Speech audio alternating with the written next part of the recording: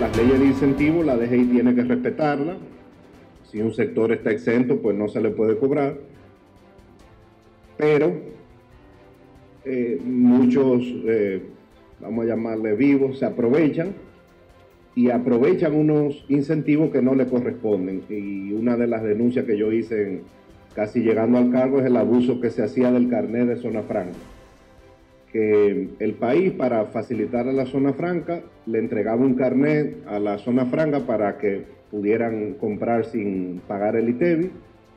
Y lo que pasó, que muchas empresas lo usaron para eso, pero otras empezaron a sacarle copia para dárselo a su mamá, a sus tíos, a sus primos, para que compraran sin ITEVI, por ejemplo. Y a través de ese mecanismo se defraudaron cientos de millones de pesos al Estado. Y obviamente la ley permite que la DGI regule y supervise cualquier sector de la economía, tenga que pagar impuestos o no tenga que pagar impuestos, y lo que hemos hecho es mejorar la supervisión a los sectores que por ley están exentos para evitar el abuso de las exenciones y de los regímenes de incentivos. La DGI tiene que manejarse entre dos líneas. Una es facilitar el cumplimiento voluntario, darle facilidad al contribuyente, pero otra es aumentar la percepción de riesgo. O sea, si no hay percepción de riesgo, la gente no paga. ¿Qué significa percepción de riesgo? Que haya consecuencias de no pagar. Que si tú no pagas a tiempo te cobran intereses, que si tú no cumples te pongan multa, que si haces una defraudación te podemos someter penalmente, como lo hemos hecho en los últimos meses. Algunas empresas, de manera tal que suba la percepción de riesgo y la gente voluntariamente acuda a pagar. La coordinación con aduanas, esa es una de las mejoras más grandes que hemos hecho. Ya estamos en línea con las aduanas porque había mucho fraude de empresas que importaban y no reportaban a DGI de manera correcta. Y ahí se evadía mucho ITEVI y mucho impuesto selectivo. Lo primero que yo hice después de 2 o 3 meses en la institución fue salir a recorrer las oficinas. La DGI tiene más de 40 oficinas en el país, es como un banco. A lo largo de todo el país, oficinas nuevas tenemos en Bonao, en La Vega, en San Francisco, en Nagua, en Las Terrenas, en La Romana, en Bávaro. En Santo Domingo tenemos oficinas nuevas, en Santiago también, y lo que estamos haciendo es que también uno de los problemas que tiene la DGI es que tiene que ver con el tema de vehículos, la expedición de la matrícula y eso, y muchas veces las oficinas se cargan con demasiado personal, demasiado personas que va a requerir ese servicio. Entonces vamos a crear oficinas solo para el tema de vehículos. Ya vamos a abrir. Tenemos una en Santo Domingo, vamos a abrir otra. En Santiago vamos a hacer un centro de servicio para vehículos y en algunas provincias. Y en otras provincias que no hemos mudado a sitios nuevos, en el local anterior lo estamos remodelando para que se quede ahí el área de vehículos y la gente pueda tener un mejor servicio si va a pagar sus impuestos normales o si va a resolver algún problema de vehículos. Con esta combinación de factores, nosotros entendemos que la evasión ha ido bajando. Hay que esperar unos meses más para medir, porque hay que esperar los datos del Banco Central, pero la mejor forma de ver es cómo va la recaudación, y el año pasado, por primera vez en 9 años, la DGI superó su meta de recaudación, y este año vamos camino a superar la meta. O sea, sería la primera vez en 10 años que en años consecutivos la DGI supere la meta presupuestaria, diciendo en adición que esto se ha logrado sin una reforma tributaria. Las veces que se ha superado la meta es porque se han subido los impuestos, y ahora se está logrando sin aumento de impuestos. Y ahí tenemos la mejor forma de ver cómo va la lucha contra la evasión, es ver cómo han crecido las recaudaciones. Entonces, por ejemplo, el impuesto sobre la renta el año pasado creció 25%, el impuesto a los combustibles creció 16%, los alcoholes crecieron 9%, y usted dirá, bueno, 9 es una buena tasa, pero no es espectacular. Pero si usted piensa que en los 5 años anteriores había crecido 0, todos los años, entonces 9 es 9 veces más. En el caso de los cigarrillos creció 7 y usted dirá, bueno, 7 está bien, pero si usted en los 5 años anteriores caía todos los años 2% negativo y ahora crece 7, entonces es una mejora considerable. Este año el ITEVI está creciendo 15%, los combustibles están creciendo 14%. 14 es mucho, es bueno, pero sí es mucho más que en los 5 años anteriores a esta gestión, que crecía 2% al año. Y la gente no está consumiendo 15% más combustible, o sea, había un dinero que se estaba perdiendo por evasión. Y en el caso de los alcoholes, como yo le dije que durante 5 años estaba creciendo 0, el año pasado creció 9, este año las recaudaciones van creciendo 14%. Yo creo que esa es la mejor forma de ver cómo va la lucha contra la evasión. Hemos encontrado que el fraude con comprobantes fiscales era generalizado. Una forma de fraude era simular operaciones que nunca ocurrieron. O sea, por ejemplo, usted reportaba gastos con comprobantes fiscales. Yo compré 1.000 millones de pesos a una empresa, pero cuando la DGI investigaba, a la empresa que usted le compró, esa empresa nunca importó nada, nunca compró nada, los accionistas no aparecen, etc. Eran básicamente operaciones fantasmas, simplemente para evadir.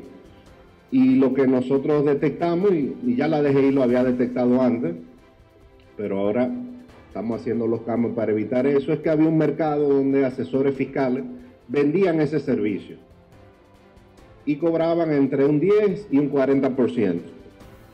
Y a veces nos hemos dado cuenta porque en los interrogatorios que hacen los fiscales, los asesores confiesan, porque ya cuando van a la cárcel confiesan, o las empresas, pero también a veces fiscalizando uno se da cuenta, porque hay gente tan sincera que lo pone en los cheques. Y cuando la DGI encuentra los cheques, concepto el cheque, pago del 30% para evitar el pago del ITEVI. Entonces, ahí ya es más fácil, ahí tenemos la evidencia. Fácilmente que nos la entrega el mismo contribuyente, porque cuando la DGI fiscaliza, el contribuyente voluntariamente tiene que dar la información. Entonces nos llevan su carpeta, entonces los auditores analizan, y entonces ahí muchas veces encontramos las pruebas. Pero había muchos esquemas más, por ejemplo, el robo de la secuencia del comprobante. Había asesores que agarraban como si fuera la guía telefónica, empezaban a robarle secuencia de comprobante en orden alfabético. Otros creaban decenas de empresas con cualquier nombre, Iván García 1, Iván García 2, Iván García 20. A esas empresas la DGI le daba comprobantes, esos comprobantes se usaban para hacer operaciones simuladas y por tanto evadir el ITEVI y el impuesto sobre la renta. Y obviamente lo que hemos hecho es, y por eso estamos haciendo las mejores en registro, es detectar esas empresas que se creaban solo para evadir, la estamos detectando, estamos llamando a las empresas que vemos con esas operaciones sospechosas, y ahí se le dan dos opciones: o usted paga o usted va al proceso penal. Y por alguna razón el 90% dice mejor yo pago. Obviamente no paga igual que un contribuyente normal, paga con multa por evasión, los intereses, etc. Asesores que se promocionaban el fraude, tenían anuncios en Facebook, en YouTube, y ya ustedes a veces ven en los carros públicos fulano diputado. Bueno, encontramos asesores que, si usted quiere pagar menos impuestos, llámenos. Y cuando lo investigábamos, era menos impuestos, pero a través de fraude. Entonces ahí ese sí fue fácil agarrar, porque agarramos su anuncio, lo llamamos, comprobamos el fraude y entonces ahora está preso. Y llegamos a él a través del anuncio que él tenía ahí en la línea de carro público de la Kennedy. Lo que hemos hecho es una estrategia integral. Ustedes han visto en los últimos meses muchos sometimientos penales. Nosotros somos muy cuidadosos. Cada investigación se hace profesionalmente, porque tampoco la idea es de equivocarnos, siempre puede pasar, pero es que las empresas que sean sometidas penalmente sea fruto de una investigación. Obviamente es un juez que va a determinar la magnitud del fraude, si es culpable o no, pero ya cuando llegamos a ese punto de solicitar medidas de coerción, eso lo hacen fiscales y lo hace una investigación muy rigurosa, pero sí han visto en los últimos meses que hemos logrado condenas en los tribunales y medidas de coerción para asesores y para empresarios.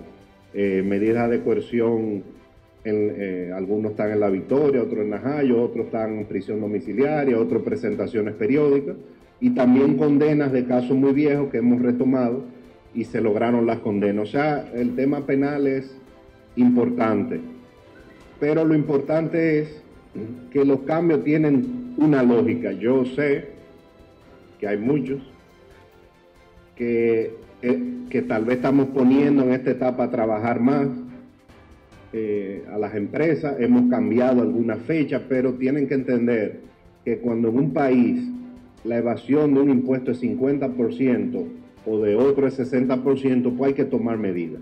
O sea, uno no puede tener miedo a tomar medidas, y como tampoco tenemos miedo a equivocarnos. Si nos equivocamos, corregimos, oímos la retroalimentación del contribuyente, claramente, siempre vamos mejorando en base a la retroalimentación, porque ustedes son los que están en la calle, pero el peor escenario era no hacer nada.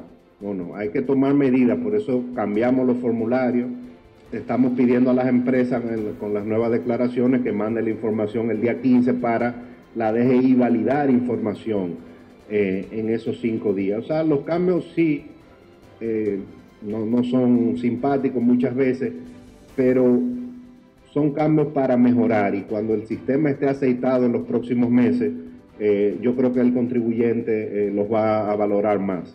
Ahora, todos los cambios que se han hecho, tanto de formulario como de comprobante, es con un solo objetivo, que es empezar el año que viene con la factura electrónica en el país.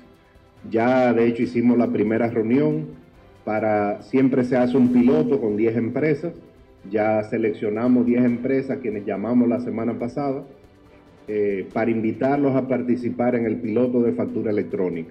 Y ya cuando tengamos la factura electrónica, ahí el país da un salto cuantitativo y cualitativo.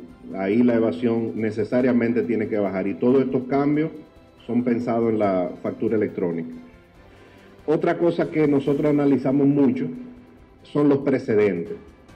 Cuando va un contribuyente de un sector que tiene acceso al director o a un subdirector, nosotros siempre analizamos qué está solicitando, porque si le damos algo en especial, eso hay que dárselo a todos los de ese sector, porque de lo contrario, entonces entramos en discrecionalidad. Entonces nosotros analizamos las solicitudes que se hacen para tratar de no dar privilegios a nadie. No creo que la DGI es una institución que haya que tenerle miedo, lo he dicho mucho. Sí hay que respetarla. En todos los países las administraciones tributarias son respetadas si no se cumple con eso. Y lo que estamos tratando es de aplicar la ley con igualdad para todos. No tenemos evasores favoritos. Hay mucha flexibilidad que da el código. Hay, por ejemplo, empresas que tienen que pagar anticipo. Hay mecanismos para reducir ese anticipo, sabiendo que la DGI tiene la información. Porque lo que dice la ley es: si tus ingresos bajan, ve a DGI y la DGI te tiene que bajar el anticipo. Entonces algunas empresas van y dicen: no, me bajaron mi ingreso, no puedo pagar anticipo. Pero entonces cuando chequeamos, no es verdad. Pero si la DGI valida lo que dice el contribuyente, tiene que bajarle el anticipo. Y también, por ejemplo, en algunos casos se exonera el pago del impuesto a los activos para algunas empresas en algunas circunstancias. Entonces, acercarse a DGI, ustedes se van a dar cuenta que hay flexibilidad, la que permite la ley, sin discreción.